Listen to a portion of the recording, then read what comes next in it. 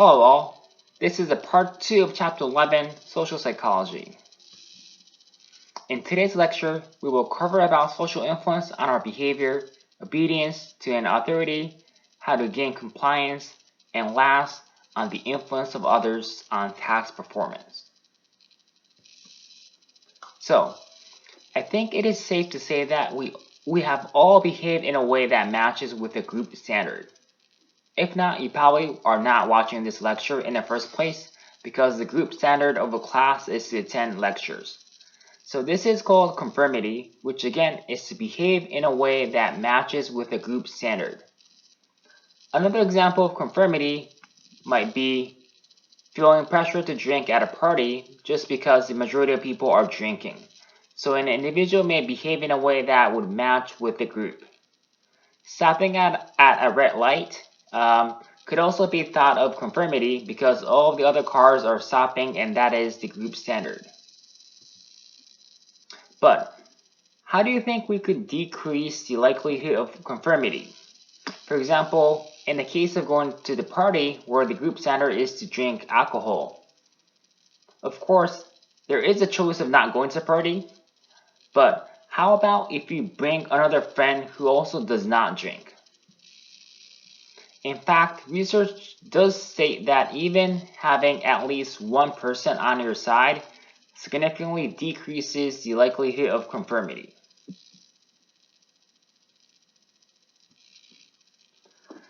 So the first study on conformity was conducted by Solomon Asch, which was conducted in 1950s.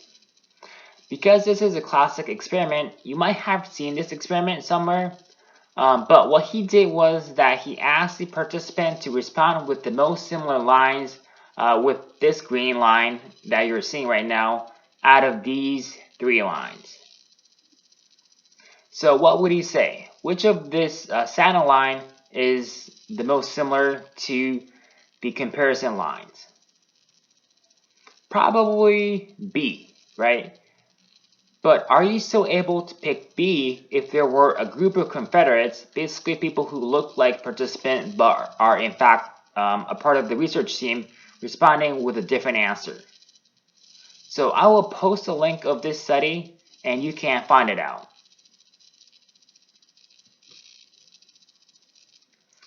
Although in conformity, there were no one telling the individuals what to do, what if someone, say an authority figure, told you to do something? Would you obey the order and act on it even though that order might potentially harm or even kill someone?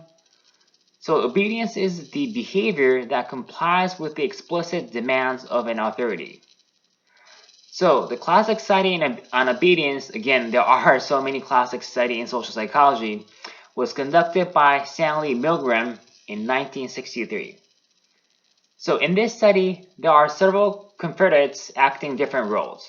So if you look at this figure, the active participant is the teacher.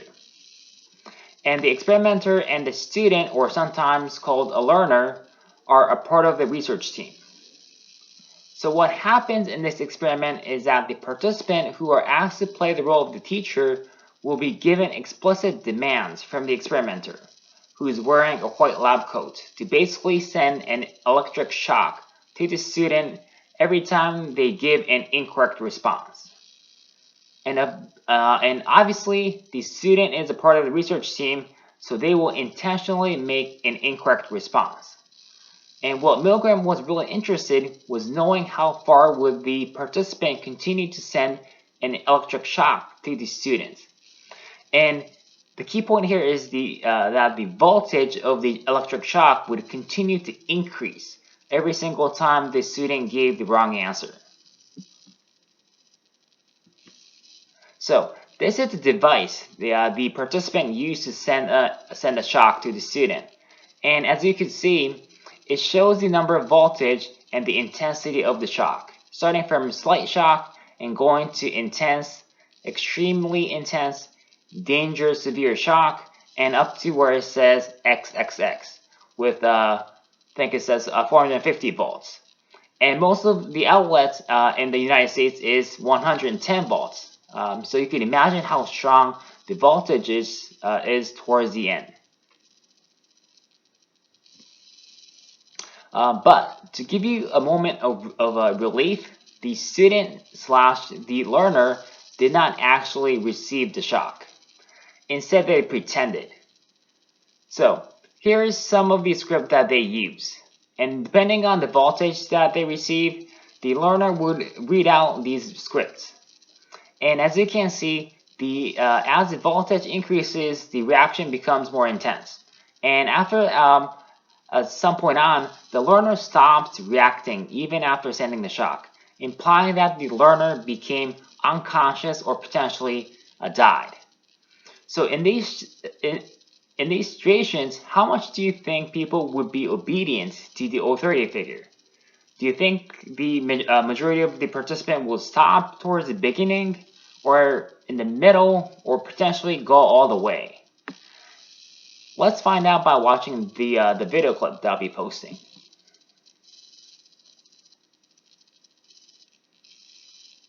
So, assuming that you saw the video, the majority of people went all the way.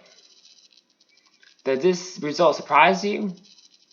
And because this was conducted during the early 1960s, you might wonder what would it be like if replicated again in a more recent sample. But of course, considering the amount of stress the participants have gone through, we could no longer conduct this experiment as how it was originally done. So instead, a researcher conducted a similar experiment in 2006 and focused on whether the participants stopped or continued after 150 volts. So when comparing with one of Milgram's study, the current sample did stop earlier, but the overall trend was not that different. Where about 70% of the sample in 2006 went beyond 150 volts, compared to about I think about 80% in the Milgram sample. Pretty scary results, right? But of course, to have someone do something for you, we could simply ask as opposed to giving out orders. So this is called compliance, which is when an individual changes his or her behavior as a result of other people asking. So there are many examples of compliance, but one example might be if you go to a car dealer where a salesperson would be asking you to make a purchase. But do you think there's an effective way of gaining compliance? So one strategy that is known to work is called the foot in the door technique. So as the name implies, as opposed to going straight inside the door, you put your foot first, suggesting that you start asking for a small commitment first, and after gaining compliance, you ask for a bigger commitment. So an example might be you ask your classmate to share a note as you might have missed the class that day, and after you gain compliance, you ask for a bigger commitment, asking the same classmate that you actually need the notes from all the previous classes. So why do you think this technique works? We can actually explain this using the concept we covered in part 1 of the video in social psychology. So what would it be? If you said cognitive dissonance, you are right. So if you said yes for the small commitment, you have expressed a positive attitude in sharing your notes. And if you said no to the second offer, even though that offer might be asking for a bigger commitment, it would contradict with your open attitude in sharing your notes, creating cognitive dissonance. And because we do not want cognitive dissonance, we tend to say yes for the second request as well. And we can actually flip this pattern, starting with a bigger commitment. And this is called the door in the face technique. So in this technique, we assume that the first request will be refused, and therefore asking for a smaller commitment next. And people are more likely to say yes because they might feel bad of refusing all of your requests. And so when requesting a raise in your paycheck, for example, you might want to start with a large request, which may get refused, and then make the offer that is smaller and close to the one you originally intended.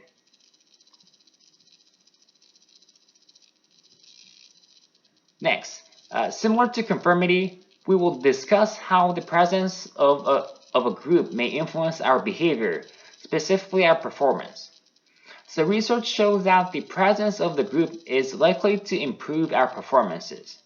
So if you're an athlete or a musician, for example, your performance would increase when there are a group of people watching you. But when do you think social facilitation may not work? So in other words, when might your performance actually drop when there are many people watching you? So probably when you're not comfortable or confident in what you're doing. Then the anxiety would increase as there are more people watching you. So social facilitation only applies on well-learned tasks and would not work when engaging in new or difficult tasks. In those cases, we probably should practice on our own before trying them out in front of a group. And as we just talked about when social facilitation may not work, people may also intentionally put less effort in a group due to reduced accountability. So this is called social loafing. And you all probably have experienced this when working in a group project, where there are some slackers. So this is an example of social loafing. So how could we avoid this? Because people put less effort due to reduced accountability, putting them more accountable may help them to put equal effort. So maybe you could divide the work, or you could do evaluation at the end of the project. Another concept where the influence of group may have an impact is called groupthink. So you might think groupthink as a process of thinking in a group, but that is not what it means. It is actually a phenomenon to describe impaired group decision making. So when groupthink happens, the focus of the group is no longer about making the right decision, but to maintain the group harmony. And note that in groupthink, individuals are intentionally giving up sharing their own opinions, even though the individuals know that the decision of the group is wrong. So like in this figure, where people are saying, yes, yes, agree, yes, yes. But in their mind, they're like, no, why are we doing this? We're doomed, bad idea. But they're, again, following the group harmony and not sharing their own opinions. So one example of groupthink is the accident of the Space Shuttle Challenger, which was caused by a failure in the O-rings, which was sealing a joint on the right solid rocket booster. And the failure of the O-ring was attributed to a faulty design where during the low temperature, there was a risk of not functioning properly. And of course, I don't know the exact detail, but people actually knew about this possibility before the launch, but they still approved the launch. So why? Well, because of groupthink. People knew that the decision to launch was a risky idea, but probably the fact that they have already postponed the original launch date multiple times, and so the pressure to launch may have made it even more difficult to openly share their opinions during the meetings. So, what are some of the ways that you could think of to avoid groupthink? Do you have any ideas? So there probably are multiple ways, but one way might be to encourage all group members to participate and share different opinions. Another way might be to invite experts from the outside, so they are less bound to maintain group harmony. Another idea might be to have all group members share their own opinions before the leaders share their opinions. Because if the leaders share their opinions at the beginning, again, then there might be other members might less likely to share their own opinion because of potential harm that could be done by disagreeing with the leader.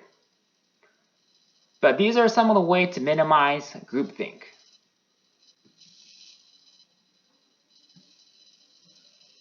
Last concept we discussed is de-individuation, which is a loss of personal identity and erosion of personal responsibility.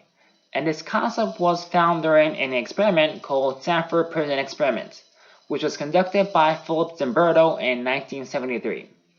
And you might have heard about this experiment as it was also made into a movie, I think around 2015. So as you could see in these pictures, college students were randomly assigned into a group of guards or prisoners. And basically the guards had a lot of freedom of how they wanted to treat the prisoners. So in this picture, you could see prisoners doing push-ups. And they also have them do other humiliating things like cleaning the toilet with their bare hands. And this experiment was supposed to continue for 2 weeks, but they had to shut down around 6 days because of the emotional breakdowns of prisoners and excessive aggression of the guards. So de-individuation may explain the behavior of the participants, especially the guards. Again, this is a state when you become so immersed in the norms of the group that you lose your sense of identity and personal responsibility. Also, the prisoners were becoming like zombies, becoming submissive to the guards. So in other words, the prisoners learned that whatever that they did had little effect on what happened to them. So does this remind you a concept we actually learned in the learning chapter? I know it's been a while we covered the chapter, but learned helplessness could explain the prisoner's submissive behavior to the guards. So a lot of things were happening during this experiment, and I will post a link where Zimbardo himself is reflecting back on this experiment. So make sure to watch it. So that's all I have for Chapter 11, Social Psychology. And again, if you have any questions, post them on the Q&A of the discussion on Canvas. And thanks and take care.